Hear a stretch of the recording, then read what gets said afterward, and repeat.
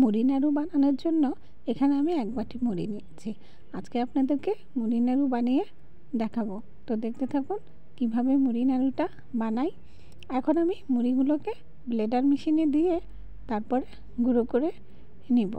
এখন এই ব্লেন্ডার মেশিনে আমি মুড়ি দিয়ে দিব।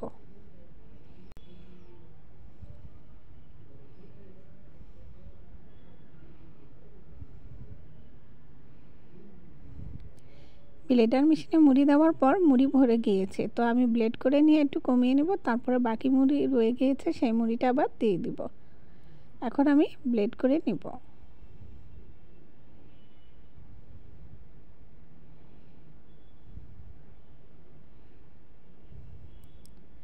মুড়িটা কমিয়ে নেবার পর এখন বাকি মুড়িগুলো আমি দিয়ে দিচ্ছি।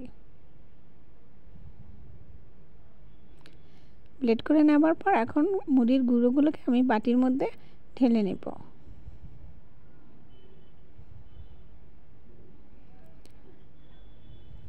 মুড়ি গুঁড়ো করে নেবার পর এখন আমি চুলার মধ্যে হাঁড়ি বসিয়েছি। এখানে এখন ক্যারামেলের জন্য 1 কাপ পরিমাণ চিনি দিয়ে দিব। আমি একটু কালার করার জন্য ক্যারামেল করে নিব। তো আপনারা সাদা করে রাখতে চাইলে সাদা করে নিতে পারেন। এখন আমি এখানে একটু সামান্য পরিমাণ পানি দিয়ে দিব। পানি দিয়ে একটু সময় নিয়ে চুলার আঁচটা মিডিয়াম করে নেড়েচেড়ে নিব।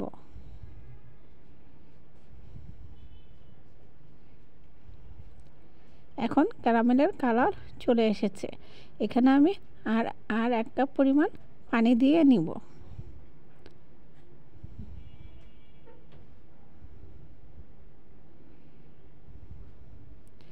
এখন কিছুক্ষণ সময় নেড়েচেড়ে নিব।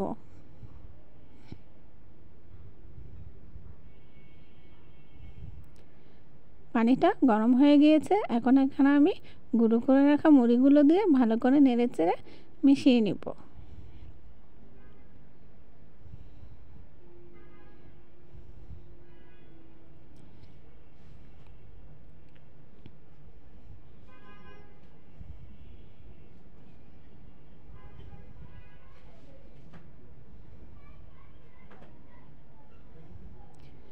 মিশিয়ে নেবার পর আমি কাইগুলোকে হাঁড়ির এক পাশ করে রেখেছি। এখানে আমি 1 চামচের মতো ঘি দিয়ে দিলাম। আর একটু আমি নাড়ুগুলোকে বাদাম দিয়ে সাজিয়ে নিব। তো এখানে আমি বাদামগুলো ঘিয়ের সাথে ভেজে নিব। এখন আমি নেড়েচেড়ে ঘিগুলোর সাথে মিশিয়ে নিব। মিশিয়ে নিয়ে আস্তে আস্তে ভেজে নিব। ভেজে নেওয়া হয়েছে। এখন আমি কাইগুলোর সাথে বাদাম আর ঘি একসাথে নেড়েচেড়ে আর একটু সময় নিয়ে মিশিয়ে নিব। তো মিশিয়ে নেওয়া হয়ে গিয়েছে। এখন আমি নামিয়ে নিব। নামিয়ে আমি প্লেটের মধ্যে নিয়েছি। এখন আমি গোলা বানিয়ে নিব মেখে।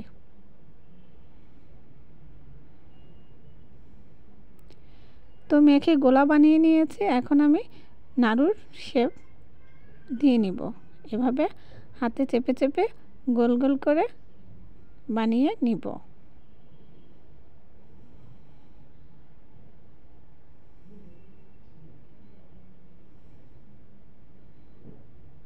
তো সবগুলো নাড়ু বানিয়ে নেওয়া হয়ে গিয়েছে মুড়ির। এখন আমি প্লেটে সাজিয়ে দিচ্ছি।